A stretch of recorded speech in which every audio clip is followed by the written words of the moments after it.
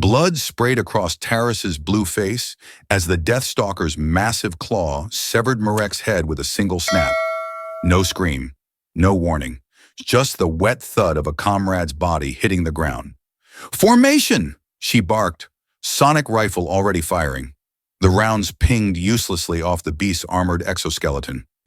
6 legs propelled it forward with horrifying speed, chitinous ridges gleaming under Virtus 9's twin suns. "Aim for the joints!" Lieutenant Corval shouted, moments before a second Deathstalker burst from the undergrowth behind him. The creature's mandibles closed around his torso, crushing combat armor like paper. His scream cut off as he was torn in half. 3 squad members dead in under a minute. "Retreat!" Taris commanded, firing continuously as she backed away. "Defensive spread! Move!" The 4 surviving Rangers responded with trained precision, but their weapons, cutting-edge Asirion military technology, might as well have been toys against these monsters. The beast moved with unnatural coordination, herding the squad toward a ravine. "They're flanking us," Vorik panted, his blue skin darkened with exertion. "This isn't random. They're hunting strategically." A third Deathstalker crashed through the canopy above, landing directly on Specialist Nera. Her bones shattered audibly beneath its weight. She didn't even have time to scream. 3 Rangers left. Taris felt her military training fracturing. This was supposed to be a simple exercise. High mortality among organics. Survival training. The briefing hadn't mentioned intelligent predators the size of transport vehicles.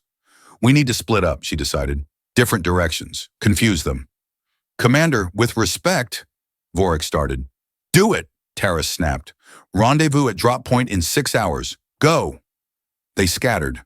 Taris sprinted east, crashing through dense undergrowth, the pounding of her heart almost drowning out the sound of Deathstalker legs moving in pursuit.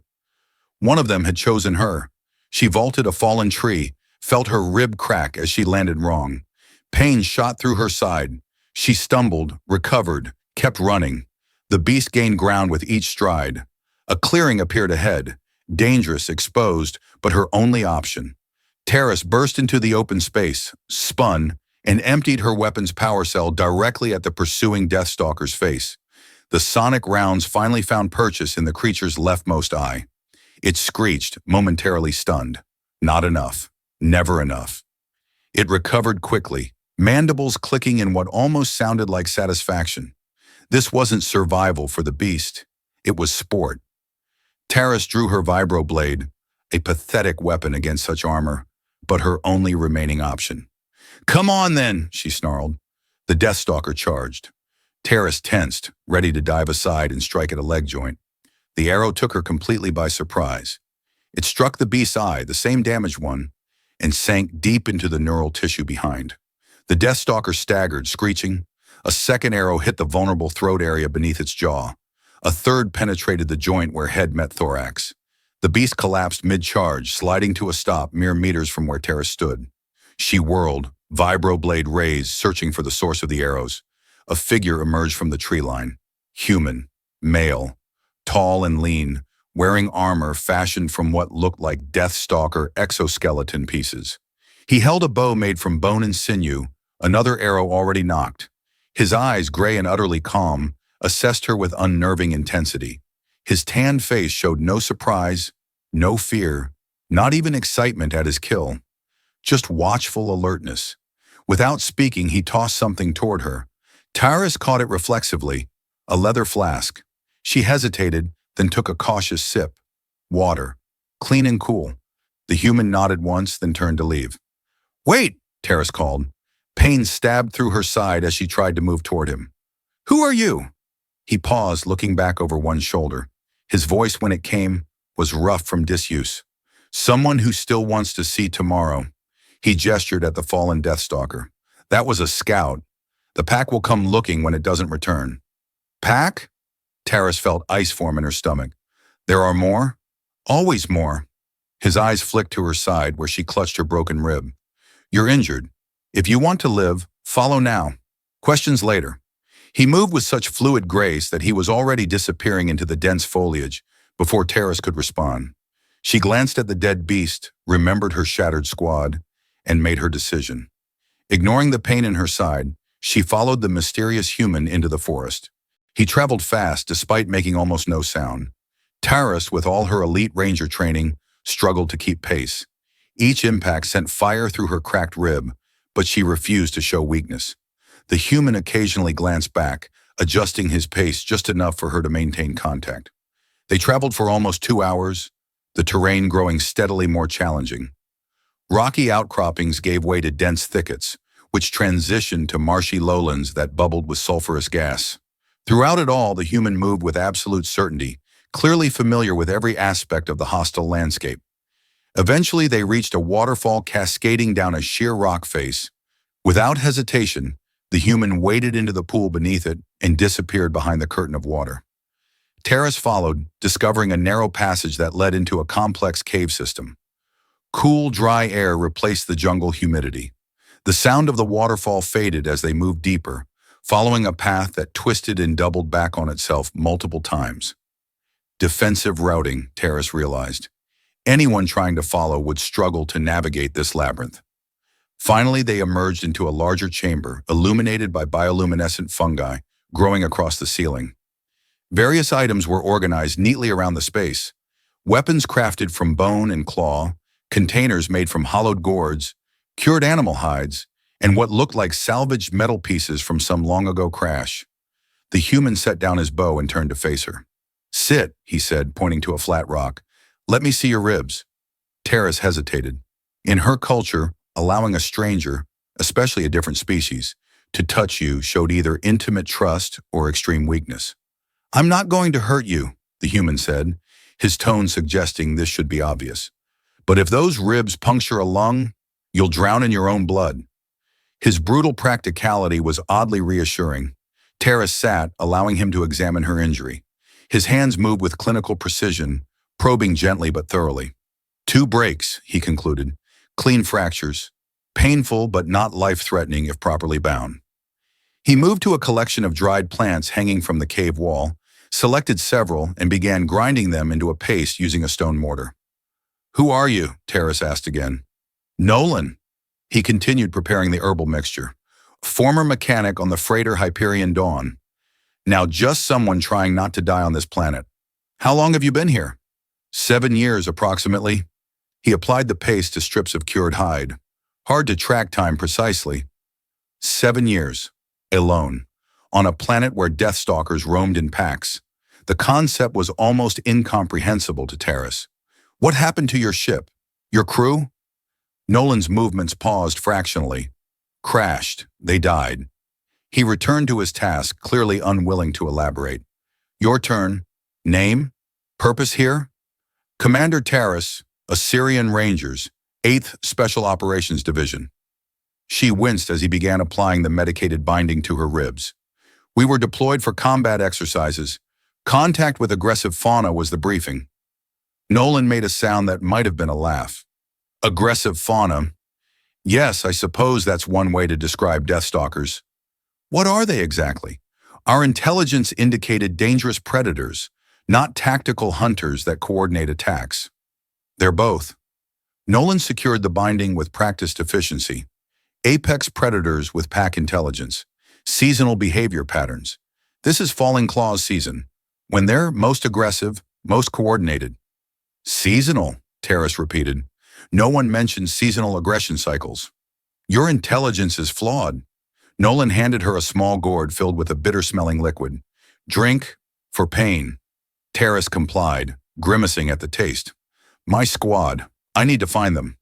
"They're dead." His tone was matter-of-fact, without cruelty but also without softening. "You don't know that." "I do." Nolan began sorting through his weapons, selecting several and placing them within easy reach. "Death-stalkers are thorough. If they targeted your group specifically, they would have hunted each member systematically, unless your people are better equipped than you were." The realization hit her like a physical blow. Her entire squad, elite rangers, wiped out in a training exercise because of inadequate intelligence, because she'd led them into a killing zone without understanding the true nature of the threat. "I need to signal for extraction," Taris said, struggling to focus through shock and the strange numbness spreading from the medicine. "My ship will be waiting for contact." "Not tonight." Nolan gestured toward the cave entrance. Death-stalkers hunt primarily at night. They'll be searching this entire sector for their missing pack member. By morning, they may have moved on. How many in a typical pack? 6 to 12, depending on territory size. He sat across from her, finally making direct eye contact. You're lucky I found you before the main hunting group did. Lucky. Such an inadequate word for what had happened. Her entire squad slaughtered, and she alone survived because this human, this ghost who somehow existed in the shadows of a death world, had intervened. Why did you save me? She asked directly. Nolan considered the question as if it were unexpected. Why wouldn't I? Self-preservation, another mouth to feed, security risk, numerous tactical reasons. Something that might have been amusement flickered in his gray eyes. You military types, always calculating advantage. He checked the binding on her ribs. I saved you because you were alive and fighting. Simple as that. There was nothing simple about survival on Virtus 9, but Taris didn't argue. The pain medicine was making her thoughts fuzzy, her eyelids heavy. Rest, Nolan said, noticing her struggle to stay alert. We move at first light. Death-stalkers avoid direct sunlight when possible. What if they track us here? Taris asked, fighting against encroaching unconsciousness. They won't find this entrance. If they did, he patted a crude spear with a wickedly barbed tip. I've killed them before. I can kill them again. His quiet confidence was the last thing Taris registered before darkness claimed her. The sound of metal scraping against stone woke her. Taris opened her eyes to see Nolan sharpening a knife blade crafted from what appeared to be Deathstalker claw material. How long? She asked, pushing herself upright. The pain in her side had dulled to a manageable ache. 6 hours. Nolan tested the blade's edge with his thumb. Dawn soon. How's the rib? Functional. Taris stood cautiously, testing her mobility. The binding was surprisingly effective, limiting movement enough to protect the fracture without completely restricting her range of motion. Your medicine works well. Local plants, stronger than they look. He handed her the knife he'd been sharpening. Yours, Deathstalker primary claw, can penetrate their armor at the joint seams. Taris accepted the weapon, testing its balance. Perfect. You've had time to study them. Study, hunt, be hunted by. Nolan gathered several small items into a leather pouch. Need to move. Check your extraction point. The reminder of her mission brought Taris fully alert. My team was scheduled for pickup in 4 days at the landing site. Standard procedure when operatives miss check-in is to send a search team after 24 hours. They'll die too. Nolan's voice was matter-of-fact. Unless they understand what they're walking into. I need to warn them. Do you have communication equipment? No. He shouldered a quiver of arrows. But I know where your dropship landed. 3 hours from here. If it's still intact, might have functioning comms. Hope flared in Taris's chest. Let's move. Nolan led her through a different tunnel that eventually emerged from the cliff face about half a kilometer from the waterfall entrance. The jungle stretched before them, deceptively beautiful in the pre-dawn light. Pink-tinged mist hung between massive trees draped with vines bearing electric blue flowers. Somewhere in the distance, flying creatures called to each other with haunting, flute-like cries. Stay close, Nolan instructed. Step where I step. Touch nothing without asking first. Many plants are defensive, some predatory. He moved into the forest with the same silent grace she'd observed the day before. Taris followed, conscious of matching his movements exactly, placing her feet precisely where his had been. They traveled in complete silence, Nolan occasionally raising a hand to halt her while he listened or observed something invisible to her less trained senses. After an hour, he suddenly dropped into a crouch, signaling Taris to do the same. Deathstalker patrol, he whispered, pointing ahead. At first, Taris saw nothing. Then a slight movement caught her eye. A massive blue limb sliding behind a tree trunk, nearly 50 meters away. Had Nolan not alerted her, she would have walked directly into its path. They remained frozen for several minutes while the Deathstalker moved through the area.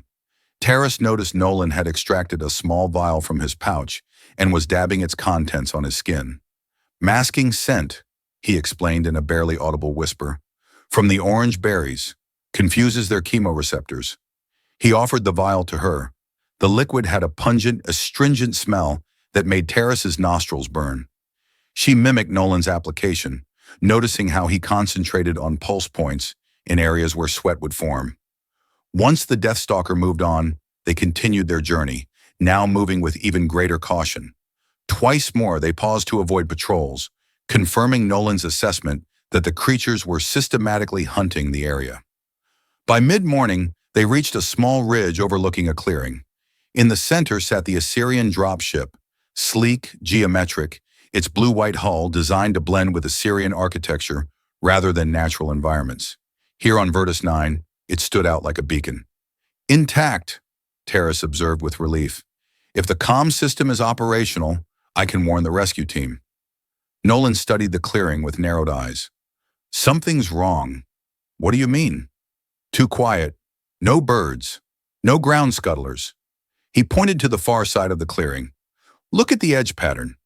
Taris followed his gesture and saw what her military training had missed, but his survival instincts had detected immediately.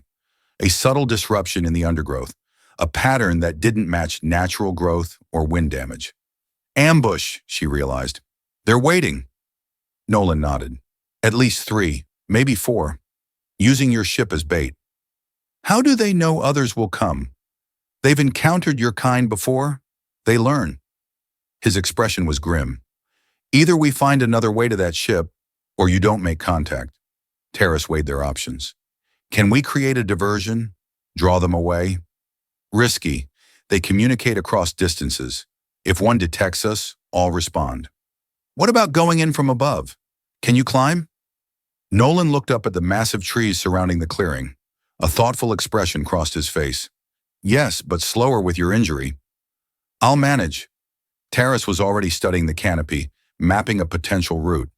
If we move through the upper branches, approach from directly above, we could drop to the ship's hull, Nolan finished. Possible, still dangerous. Everything on this planet is dangerous, Taris replied. This gives us our best chance.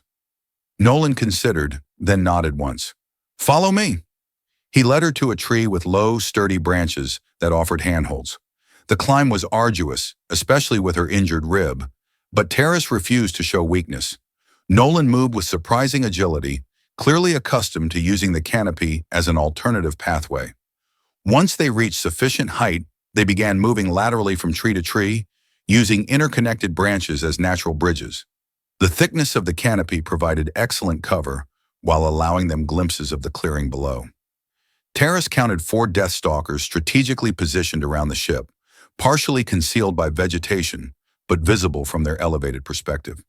The creatures maintained perfect stillness, their patience unnerving. After nearly an hour of careful movement, they positioned themselves in a massive tree directly over the dropship. The ship's hull was perhaps 15 meters below, an uncomfortable drop but manageable. I'll go first, Nolan said. Cover you from below. Before Taris could protest, he slipped from the branch, controlling his fall by using smaller branches to break his momentum. He landed on the ship's hull with remarkable quietness, immediately flattening himself to present a minimal profile. The Deathstalkers didn't react. They remained in position, attention focused outward rather than upward. Taris took a deep breath, ignored the protest from her ribs, and followed Nolan's path down. Her landing was less graceful, the impact sending a spike of pain through her side, but she managed to keep the noise minimal. Nolan was already examining the ship's exterior, locating the emergency hatch. He pointed, raising an eyebrow in question. Taris nodded, crawling toward it. The access panel required her authorization code. She input it quickly, and the hatch slid open with a hydraulic hiss that seemed deafening in the tense silence. They dropped inside, Nolan pulling the hatch closed behind them, just as an alert screech echoed from the clearing. They'd been detected. Hurry, Nolan urged, already moving toward the command cabin. Taris slid into the pilot's seat, activating emergency systems. The ship hummed to life, displays illuminating the darkened interior. Comms first, she said, fingers flying across the control interface. Then we can... A massive impact rocked the ship. Through the view screen, Taris saw a Deathstalker charging the hull, its armored head serving as a battering ram. They're trying to breach the hull, she warned, activating the communications array. This ship wasn't designed for combat. Another impact, harder than the first. A warning indicator flashed on the display. Hull integrity at 82%. Nolan moved to a viewport, assessing. 4 of them. Coordinated strikes, taking turns to maximize impact force. Taris opened a channel to Asirion command. Mayday, Mayday. This is Commander Taris, authorization code Theta 980 Echo. Training mission compromised. Request immediate abort of any planned rescue operations to Virtus 9. Repeat, do not send rescue. Indigenous predators have developed ambush strategies targeting our ships. The transmission sent, but there was no immediate acknowledgement. Another impact shook the vessel. Hull integrity, 67%. Can we launch? Nolan asked, his voice tight as he watched the death-stalkers circle for another attack run. Not without pre-flight sequences. Need 7 minutes. Taris activated defensive measures, but the civilian training vessel had minimal options. Shield generators online, but they're not designed for this kind of assault.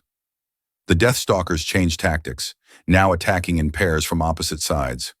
The impacts came faster, more strategically placed. Hull integrity dropping rapidly, 54%, 41%. We need to move, Nolan decided. Ship won't hold.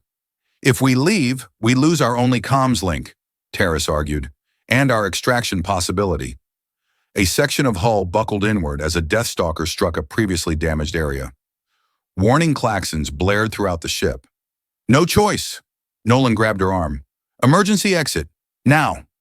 They sprinted to the rear of the vessel where a secondary hatch was located. As Taris activated the release mechanism, the ship shuddered violently. Metal screamed as a death-stalker's claw punctured the forward section. Go! Nolan pushed her through the opening, following immediately after.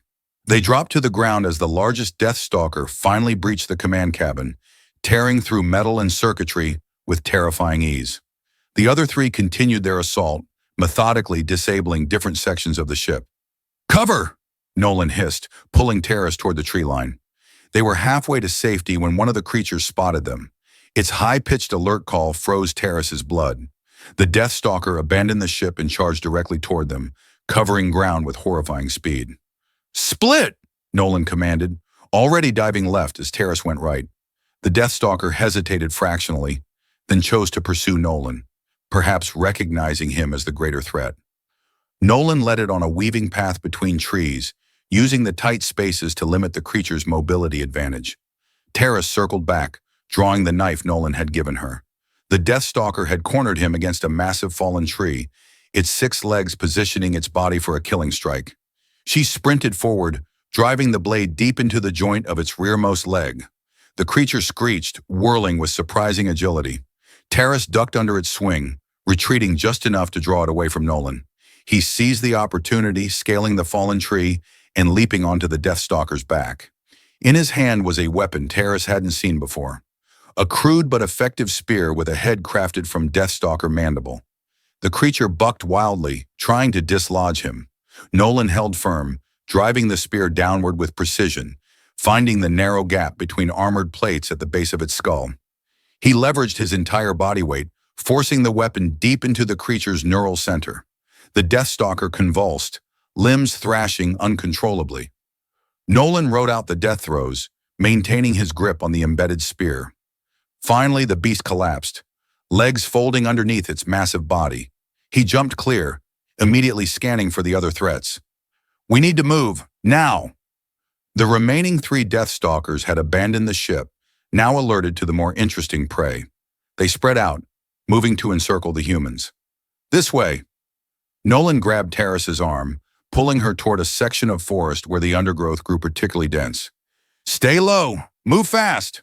They crashed through vegetation, Nolan cutting a path with swift, economical slashes of a second blade.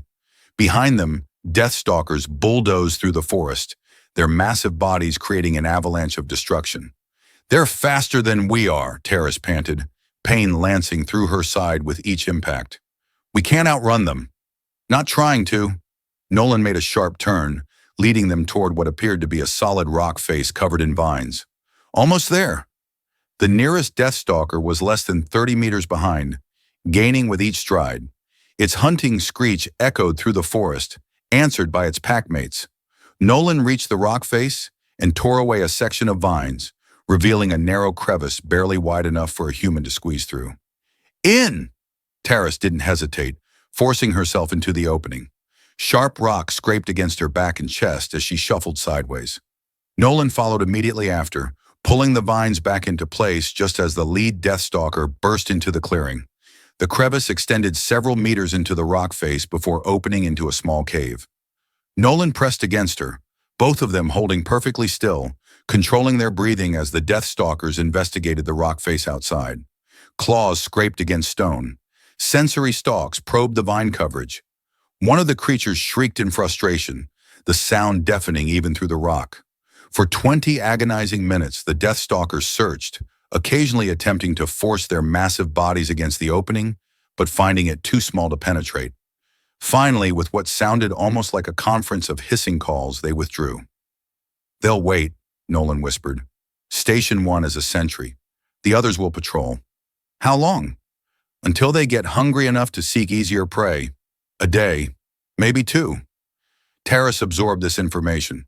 "My transmission went through, but I don't know if it was received. If not, a rescue team will still come. Fly directly into their trap. Nothing we can do about that now." Nolan shifted slightly, giving her more space in the confined area. "Need to focus on immediate survival." He was right, of course. Strategic thinking was useless if you didn't live long enough to implement your plans. Still, the knowledge that more Asirion Rangers might die because of inadequate intelligence burned in Taris's chest. "We should inventory supplies," she suggested, falling back on military protocol to center herself. "Plan for extended containment." Nolan nodded, extracting items from various pouches and pockets. His preparation was impressive. Water in 2 skin flasks, dried meat strips, several medicinal packets, weapons, tools, and items Taris couldn't immediately identify. "Enough for 2 days if we ration," he assessed. "Cave extends further back, might connect to other systems. Could explore later when they're less alert." Taris contributed what she had: her service blade, emergency rations, a small med kit, and the portable scanner from her combat harness. The scanner was still functioning, but showed only limited data without connection to the Assyrian satellite network. "What's this?" Nolan asked, pointing to a small blue cube among her possessions. "Personal beacon. Activates automatically if my vital signs flatline. Broadcasts location and status to Assyrian command." Nolan's expression darkened. "So if you had died out there, a team would have been dispatched directly to my coordinates." Taris realized the implication. Where they would have found deathstalkers waiting. "The creatures are learning." Nolan's voice was grim. "Adapting to your technology, your protocols." The concept was chilling. Not just animals following instinct, but intelligent predators evolving strategies specifically to counter human advantages. "How have you survived 7 years?" Taris asked, genuine wonder in her voice. "By understanding that I'm not at the top of the food chain here." Nolan arranged their supplies methodically. "By learning their patterns. By becoming part of the ecosystem rather than fighting against it." He offered her a strip of dried meat. As they ate in silence, Taris found herself studying this human who had somehow transformed from spacecraft mechanic to apex survivor. His movements were economical, his awareness constant. Even here, in relative safety, his eyes regularly swept their surroundings, his head tilting occasionally to listen for threats.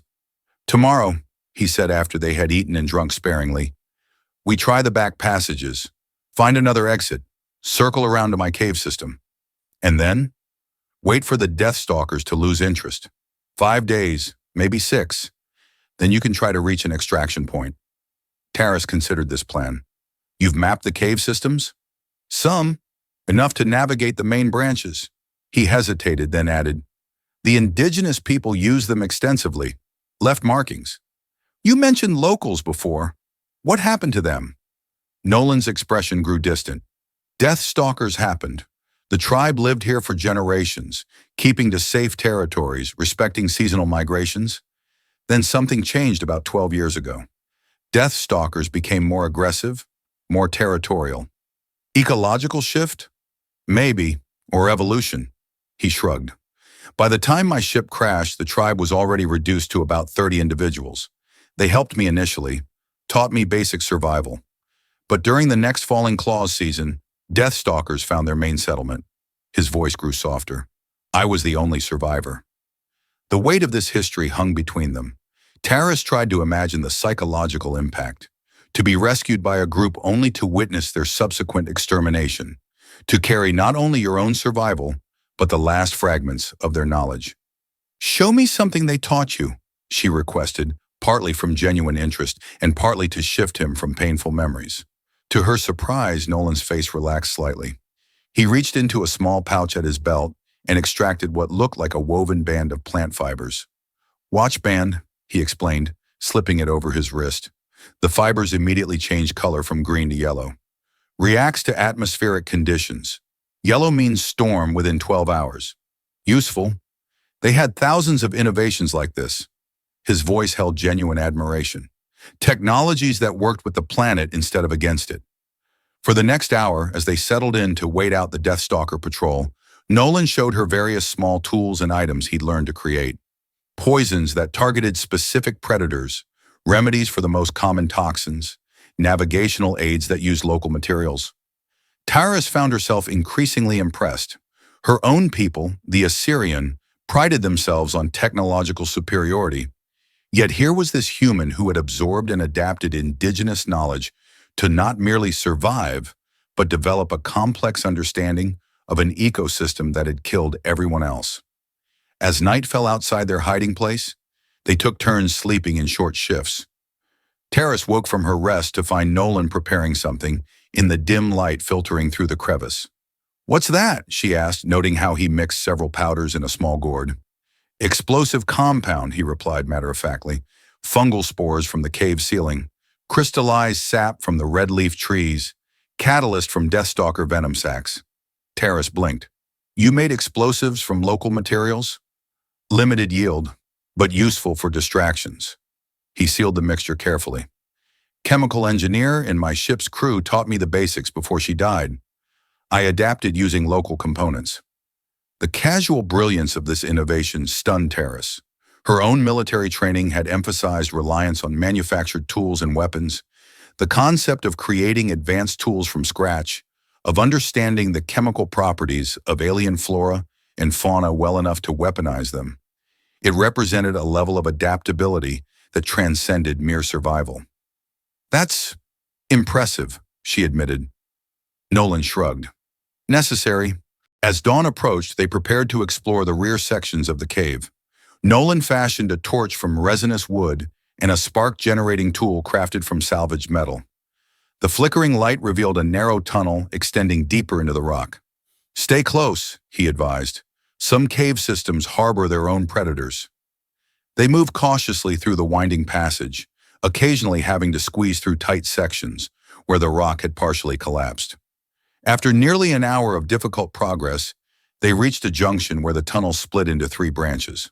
Nolan studied each option, examining subtle air currents and moisture patterns. "This one," he decided, pointing to the rightmost passage. "Air's fresher, likely connects to an exit." The tunnel gradually widened as they proceeded, the ceiling rising until they could stand upright again. Phosphorescent fungi provided natural illumination, eliminating the need for the torch. The walls bore unusual markings, geometric patterns and symbolic representations that Taris recognized as signs of intelligence. The locals, she guessed, running her fingers over one particularly elaborate design. "These are navigation markers." "And warnings," Nolan confirmed. "This symbol means water. That one indicates dangerous gas pockets. The spiral patterns map cave systems." "You can read them?" "Some. The tribal elder was teaching me before." He didn't finish the sentence. They continued in silence for another kilometer, the tunnel system growing more complex. Nolan navigated confidently, interpreting the ancient markings with practiced ease. Eventually, the passage began to slope upward, and the quality of the air changed, fresher, with hints of vegetation. "Exit ahead," Nolan murmured. "Need to approach carefully. Might be watched." They crept forward until they could see natural light filtering through a narrow opening, partially concealed by hanging vines. Nolan signaled for Taris to wait while he examined the exit. He returned quickly. "Clear for now. We're about 5 kilometers from my cave system. Difficult terrain between, but manageable." "And the Deathstalkers?" No fresh signs nearby. They've likely maintained their focus on the dropship area. He nodded toward the exit. Ready? Taris checked her weapons, adjusted the binding on her ribs, and nodded. Ready. They emerged onto a rocky hillside overlooking a section of forest different from where they'd entered. Massive fungal growths the size of buildings dotted the landscape, their caps creating a secondary canopy level beneath the main tree coverage. The air carried a sweeter scent here, almost like fermentation. Spore fields, Nolan explained, pointing to the fungal structures. Dangerous during release cycles, but currently dormant. Good cover for movement. They descended the hillside carefully, using natural ridges for concealment.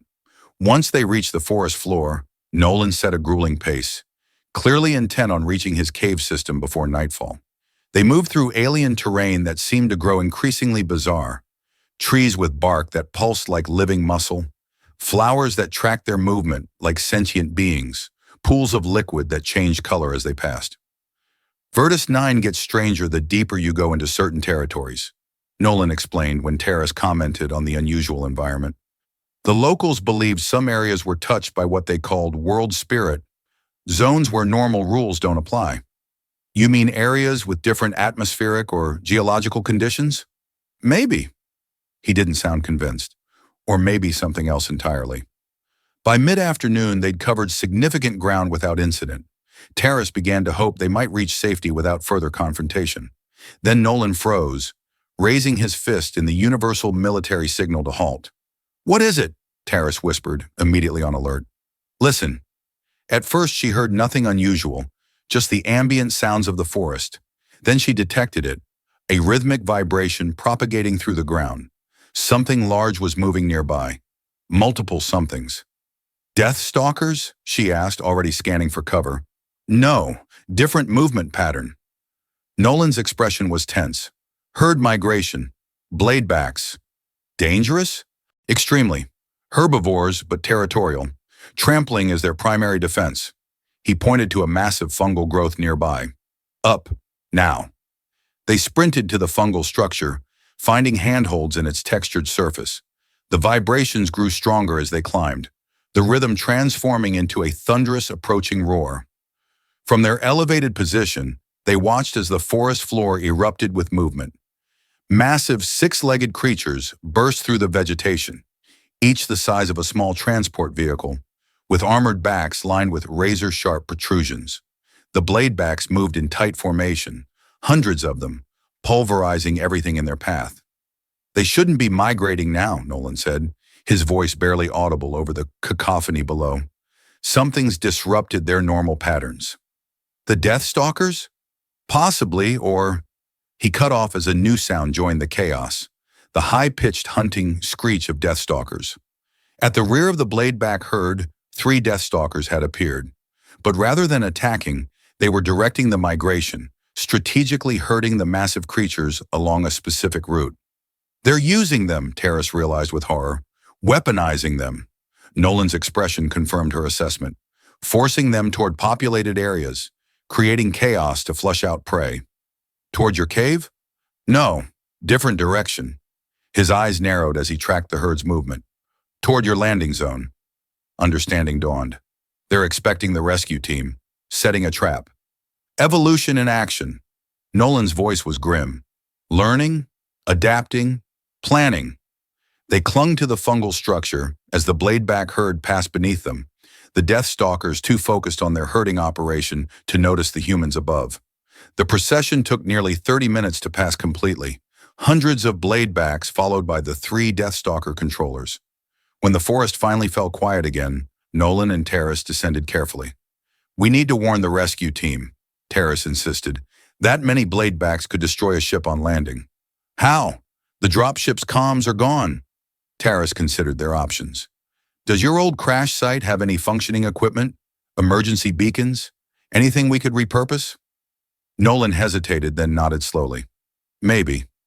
Never activated the emergency transponder. Didn't want to bring more ships down to die, but it should still be functional. Where's the crash site? 2 days' journey from here, in the opposite direction from my cave. If we push hard, could we make it in 1? Nolan studied her with newfound respect. Injured, tired, in hostile territory. You want to make a forced march into the most dangerous section of the jungle? I won't let more of my people die because of inadequate intelligence. Taris met his gaze steadily. Not if I can prevent it. After a moment, Nolan nodded. One day, hard travel, high risk. A ghost of a smile touched his lips. Let's move. They set off at a punishing pace, Nolan leading them through terrain that grew increasingly challenging.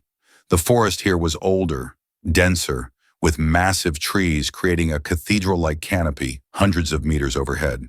The ground level existed in perpetual twilight, illuminated primarily by bioluminescent flora that cast an eerie blue-green glow over everything. Primary death-stalker hunting grounds, Nolan explained as they moved. They prefer darkness. Limited visibility works to their advantage. And we're walking straight through their territory. Fastest route. He handed her another vial of the masking agent. Apply liberally, renew every hour. They traveled in tense silence, both hyper-alert to their surroundings.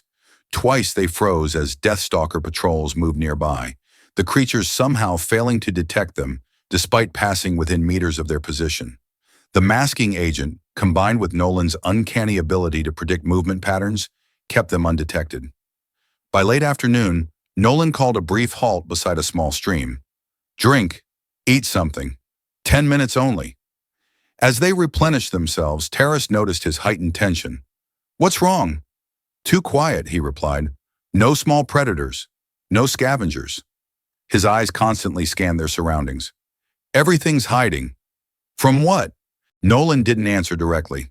Instead, he pointed to marks on a nearby tree. 3 parallel gouges slashed deep into the bark, easily 2 meters above the ground. Fresh. Alpha markings. Alpha. Dominant Deathstalker. Twice normal size. Territory marker. His expression was the most serious she'd seen. We need to move. Now. Quietly. They abandoned the rest break, proceeding with even greater caution.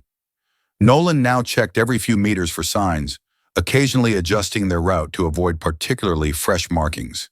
The forest grew darker as evening approached, the bioluminescence intensifying in response.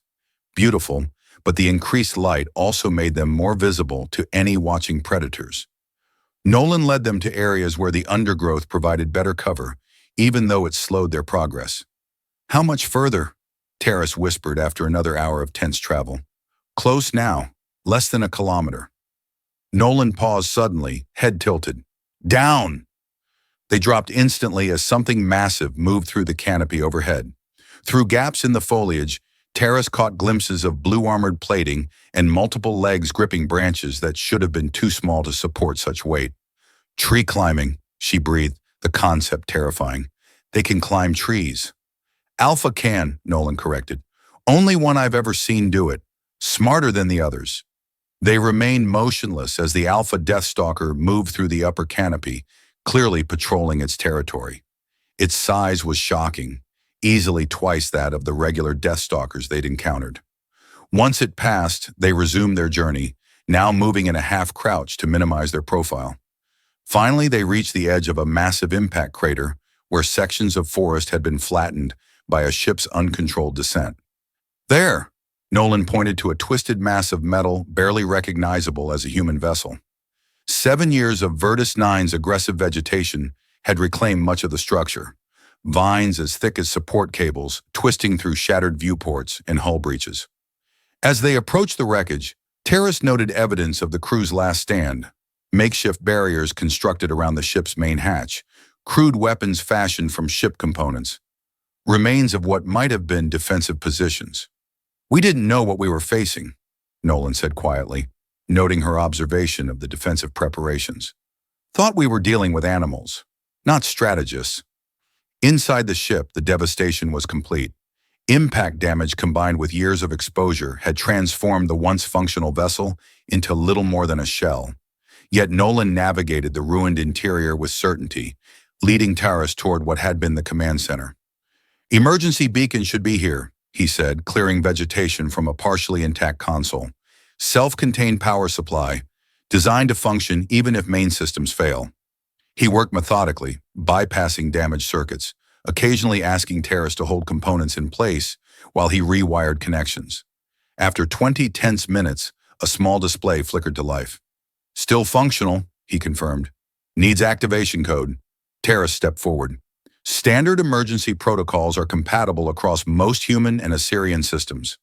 Her fingers moved across the primitive interface, inputting a series of commands. "There, broadcasting on all emergency channels. Message: automated distress with location coordinates. Also added warning code that indicates extreme hazard. Should make any rescue approach with maximum caution." She studied the display. "Signals weak but transmitting. How long until response?" "Depends on proximity of nearest vessel. Hours, maybe days." Nolan nodded, then tensed suddenly. His head turned toward the ruined viewport, eyes narrowing. "We need to move. Now!" Taris didn't question his instincts. They moved quickly through the wreckage toward a secondary exit Nolan indicated. They had just reached the opening when a familiar screech echoed through the impact crater. "Alpha," Nolan confirmed grimly. "It followed us." They slipped out of the ship, immediately seeking cover among the debris field surrounding the crash site. From their position, they could see the massive death-stalker approaching the vessel. Its movements deliberate, predatory.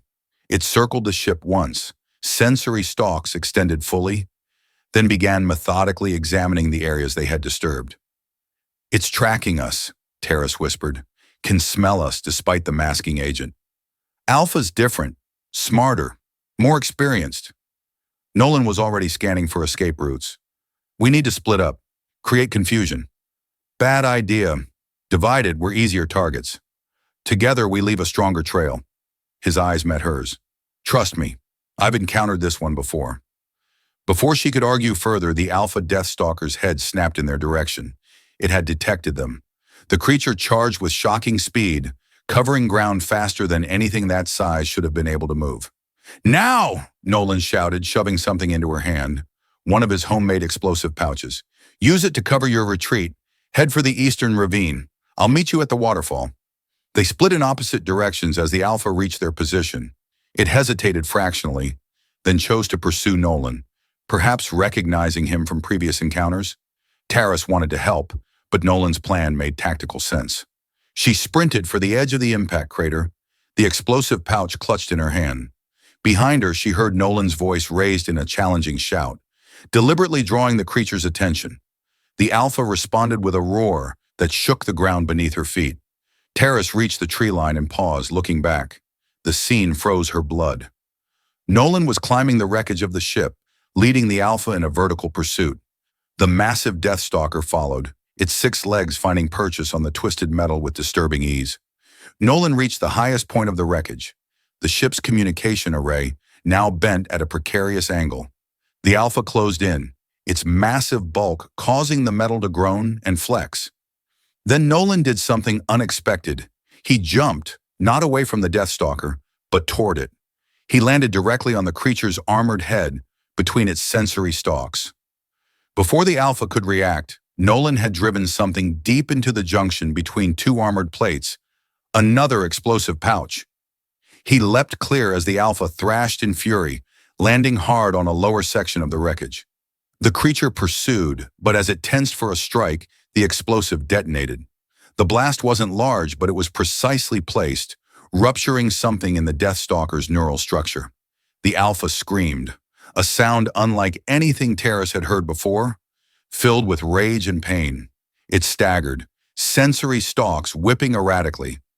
Nolan used the distraction to descend quickly, disappearing into the undergrowth at the opposite side of the crater. The wounded Alpha recovered quickly, its movements now erratic but no less deadly.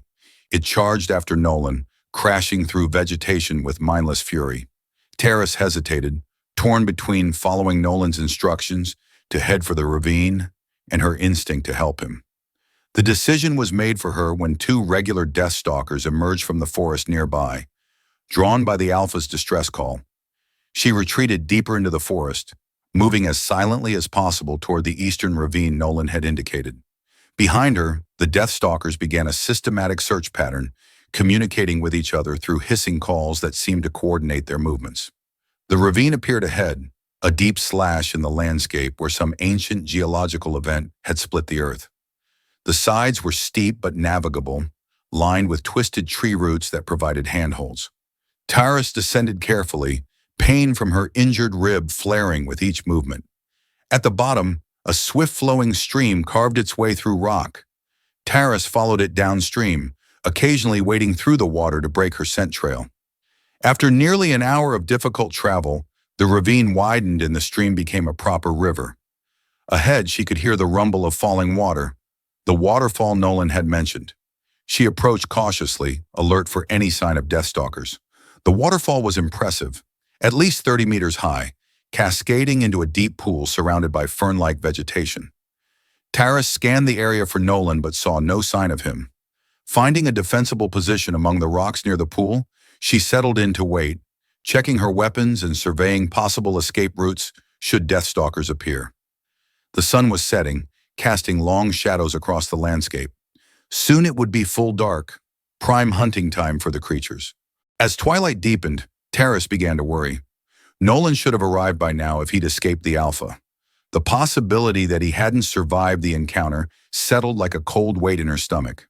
Without him, her chances of surviving until rescue were significantly reduced. A slight movement at the top of the waterfall caught her attention.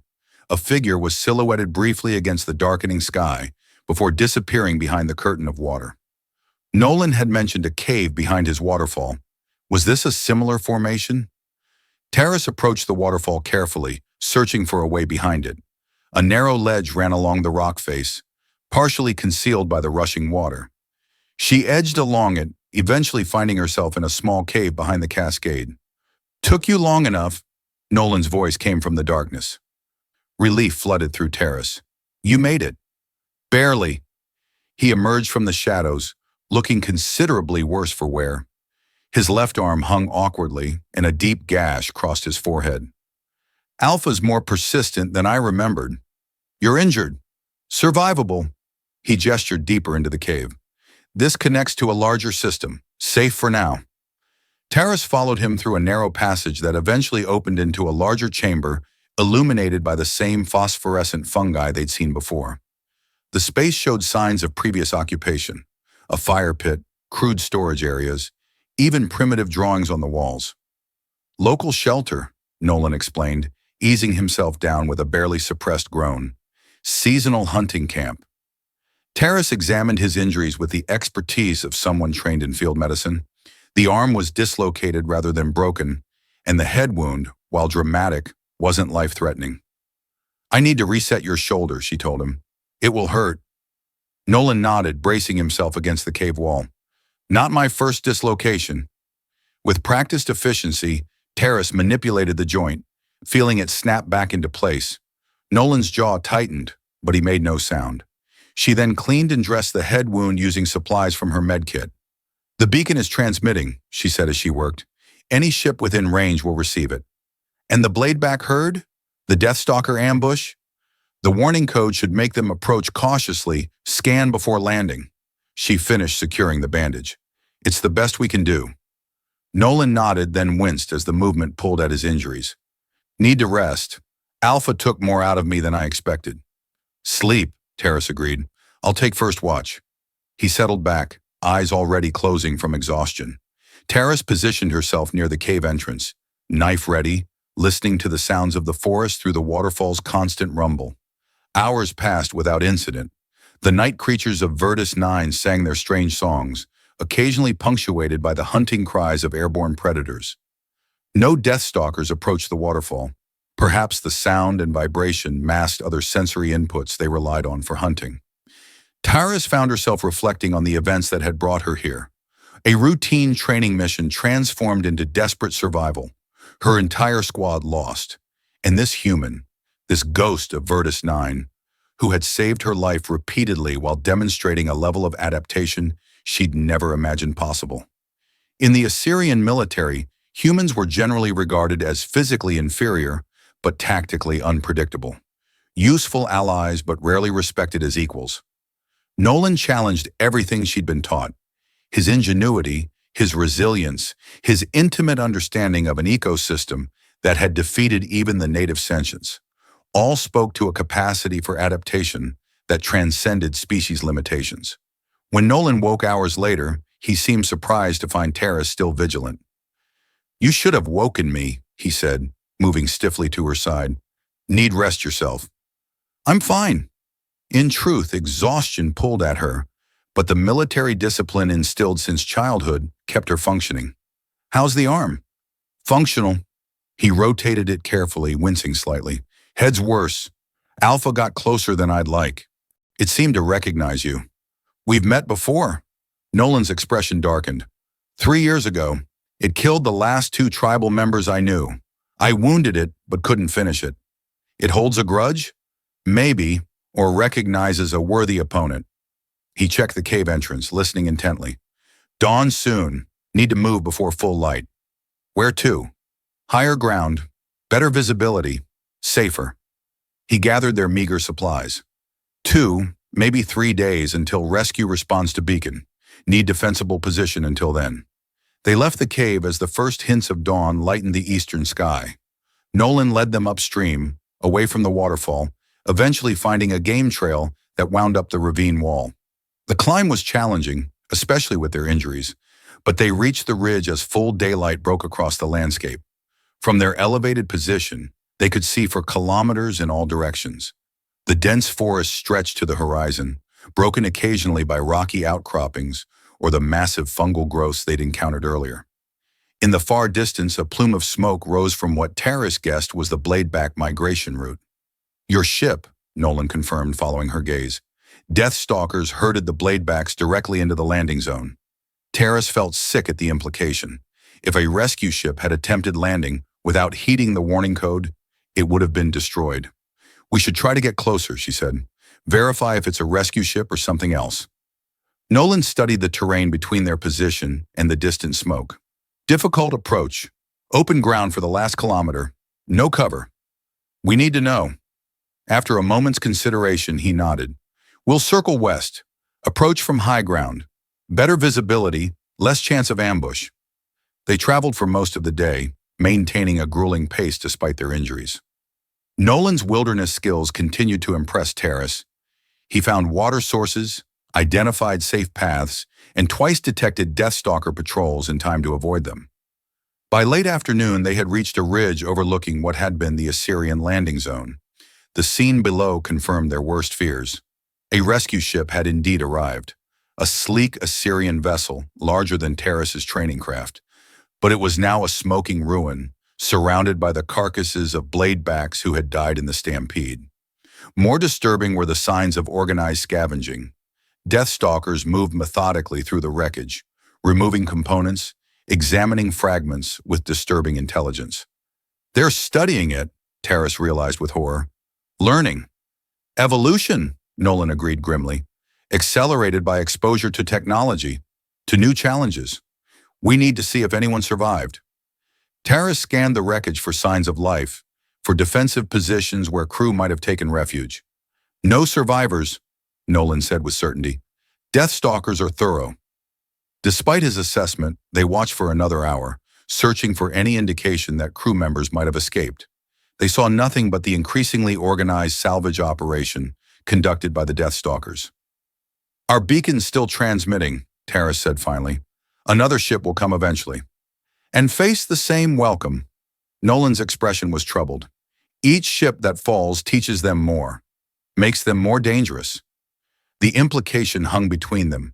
Every rescue attempt increased the creatures' knowledge, their tactical abilities. Every well-intentioned mission ended in slaughter and education for the predators. "There has to be a way to break the cycle," Taris insisted. "To warn ships away permanently or—" She trailed off, an idea forming. "Or to make this place so dangerous that even Deathstalkers avoid it." Nolan looked at her sharply. "What are you thinking?" "The emergency beacon on your ship. It's transmitting location coordinates, acting as a lure." Her mind raced through possibilities. What if we modified it? Change the signal to something that would trigger emergency protocols? "What kind of protocols?" "Quarantine procedures, bombardment of the site from orbit." Taris met his gaze directly. "It's extreme, but it would eliminate the immediate threat and create a buffer zone that might disrupt Deathstalker territorial patterns. Nolan considered this, his expression unreadable. Destroying part of the planet to save the rest. After a long moment, he nodded slowly. It could work. Need to return to my ship. Modify the beacon. It's in Alpha territory. No choice. His determination matched hers. Breaking the cycle is worth the risk. They began the journey back toward Nolan's crashed ship, moving with renewed purpose despite their exhaustion. The plan was desperate, dangerous, but offered the first real hope of disrupting the Deathstalkers' increasingly sophisticated ambush strategies. As night fell, they took shelter in a hollow beneath a massive tree's root system. The space was tight but defensible, with only one entry point to monitor. They ate sparingly from their dwindling supplies, conserving strength for the next day's journey. We should reach the crash site by midday tomorrow, Nolan said, checking his crude woven wristband. Weather's holding. Good visibility. Taris nodded, then asked the question that had been growing in her mind. After this, if we succeed, what will you do? Nolan seemed startled by the question. Do? Will you try to leave Virtus 9? Return to human space? He was silent for a long moment, genuinely considering. Not sure there's a place for me anymore. Been here too long.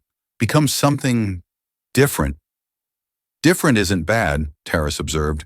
Your adaptability, your knowledge, those are valuable. Rare. To who? Military? Scientists? His expression grew guarded. Would be a specimen, a curiosity. Not necessarily. Taris chose her words carefully. Asirion Rangers maintain frontier outposts on dozens of hostile worlds. Specialists with your skills are unprecedented. Nolan studied her face, reading the unspoken offer. You're suggesting an official role. I'm suggesting a choice. When this is over. She held his gaze. No one survives 7 years on Virtus 9 without being extraordinary. That deserves recognition, not examination. Something shifted in his expression. A softening. A hint of possibility he hadn't considered. Let's survive the next 2 days first. They settled into watchful rest, taking turns keeping guard through the night. Dawn brought renewed determination as they continued their journey back to the crash site. The forest seemed strangely quiet, with fewer signs of animal activity than usual. Something's wrong, Nolan said after several hours of travel. No ground scuttlers, no canopy gliders. Everything's hiding. Deathstalkers? Maybe. Or something else. His vigilance increased, checking every meter of their path before proceeding. They had nearly reached the edge of the impact crater when Nolan suddenly froze, raising his hand in warning. Ahead, barely visible through the dense vegetation, something large moved with deliberate stealth. Alpha, he breathed. It's hunting us specifically. Taris squinted, trying to spot the creature. How do you know? Movement pattern, systematic sweep. It's tracking, not patrolling. Nolan pointed to their left. Need to circle wide. Approach the ship from the opposite side. They altered course, moving with painful slowness to avoid detection. The Alpha remained ahead of them, sometimes visible through gaps in the foliage, sometimes just a presence sensed rather than seen. Its hunting patterns seemed to anticipate their approach to the crash site, almost as if it knew their destination. It's guarding the ship, Taris realized. It knows that's where we're headed. Nolan nodded grimly. Learning. Always learning. After another hour of careful maneuvering, they reached a position where they could see the crash site clearly. The Alpha Deathstalker had established itself directly atop the ship's remains. Sensory stalks extended to maximum height, constantly scanning the surrounding forest. It's using the elevation advantage, Taris observed. Perfect defensive position. And perfect ambush position. Nolan studied the scene carefully. Need a diversion. Something significant enough to draw it away. Taris inventoried their remaining resources. One explosive pouch. Not enough to seriously injure something that size. Not meant to injure, just distract. Nolan's eyes tracked across the landscape, settling on a stand of unusual trees at the far edge of the crater. Those. Resonance trees. Vibration sensitive. Strike one. They all respond. Creating a massive disturbance that would draw the Alpha's attention. Taris finished the thought. While one of us accesses the ship. Yes, I go to the trees. Create the diversion. You modify the beacon. Taris shook her head. Your expertise with the local environment makes you better suited for the beacon modification. I'll create the diversion. Nolan started to object, then seemed to recognize the logic of her argument. The trees respond to sharp impact, hit the largest trunk, then retreat immediately. All will begin resonating within seconds. He explained the beacon modifications required, a specific sequence of code changes that would transform the standard distress call into a quarantine warning that would trigger orbital bombardment protocols.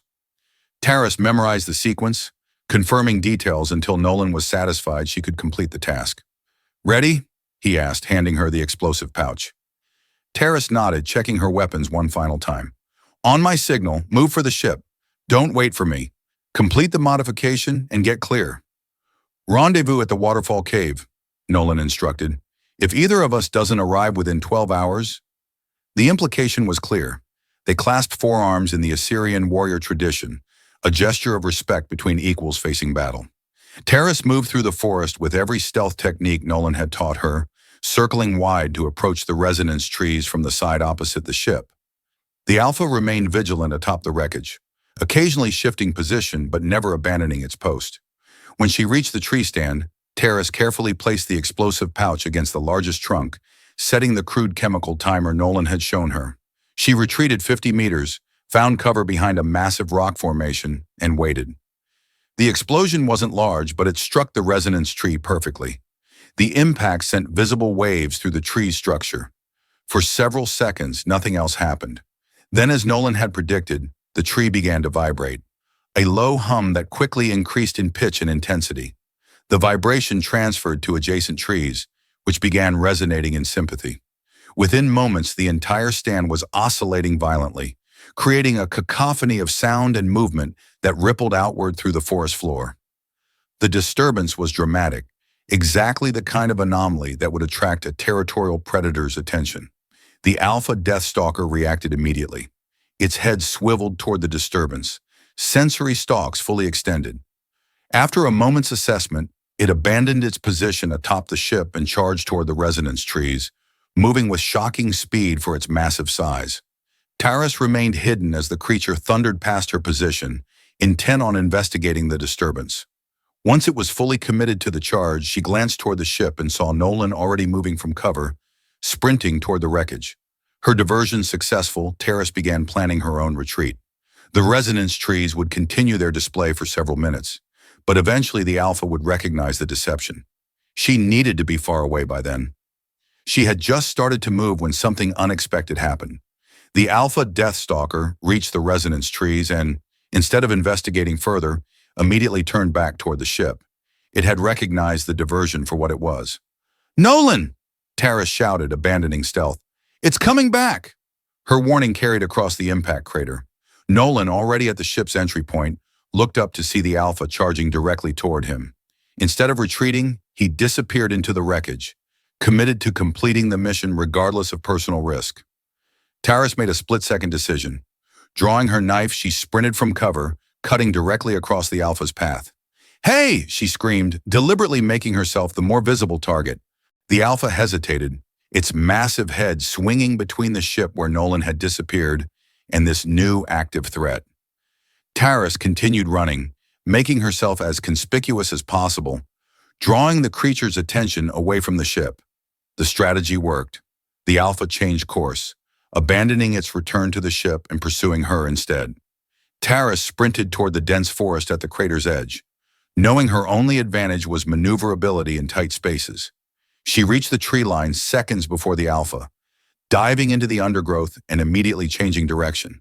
The death-stalker crashed through the vegetation behind her, its massive bulk destroying everything in its path, but slowing it considerably. Taris used every technique Nolan had taught her, doubling back, using watercourses to break her scent trail, finding passages too narrow for the Alpha to follow directly. The creature was persistent, crashing parallel to her path when it couldn't pursue directly, using its superior knowledge of the territory to anticipate her movements. After nearly 20 minutes of this deadly game, Taris found herself cornered against a rock face, no viable escape routes remaining. The Alpha approached more slowly now, its hunting instincts recognizing that its prey was trapped. Its massive mandibles clicked in what almost seemed like satisfaction. Taris raised her knife, knowing it was woefully inadequate against such a monster, but determined to die fighting. The Alpha tensed, preparing for its final charge. A high-pitched sound cut through the forest, an electronic wailing that pulsed with increasing intensity. The Alpha froze, head turning toward the source. The crash site. Nolan had succeeded in modifying the beacon. The quarantine signal was broadcasting. The death-stalker seemed confused, torn between completing its hunt and investigating this new threat. The unfamiliar sound clearly distressed it, triggering some instinctive caution.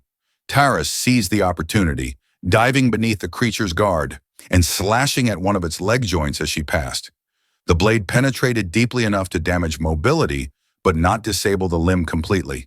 The Alpha screeched in pain and fury, whirling to pursue, but Taris had already disappeared into the forest. She ran until her lungs burned, changing direction frequently, using every evasion technique she'd learned. Eventually, the sounds of pursuit faded. The Alpha had abandoned the chase, perhaps returning to investigate the strange signal now emanating from the ship. Exhausted but alive, Taris oriented herself and began the long journey toward the waterfall rendezvous point. The modified beacon would now be transmitting to any Asirion or human vessel within range, marking Virtus 9 for orbital quarantine procedures. Within days, ships would arrive, not to rescue, but to neutralize the threat from orbit. It was a drastic solution, but the only one that would break the Death-Stalker's deadly learning cycle. A part of the planet would be destroyed, but the intelligent predators would be denied their strategic advantage, forced to adapt in different ways or perish. As Taris traveled, her thoughts turned to Nolan. Had he escaped after modifying the beacon, or had the Alpha returned to find him still inside the ship? The uncertainty drove her forward despite her exhaustion, pushing through pain and fatigue to reach the rendezvous. Night had fallen by the time she arrived at the waterfall.